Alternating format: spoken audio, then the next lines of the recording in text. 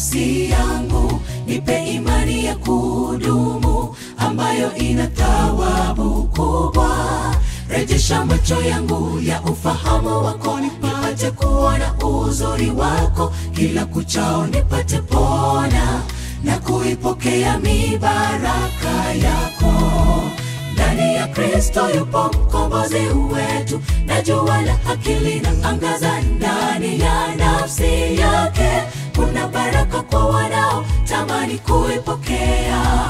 Ole kwako Mfarisayo ambaye huoni uzuri wowote ndani yake Yesu. Bartimayo kwa bidii alipokea mibaraka yake.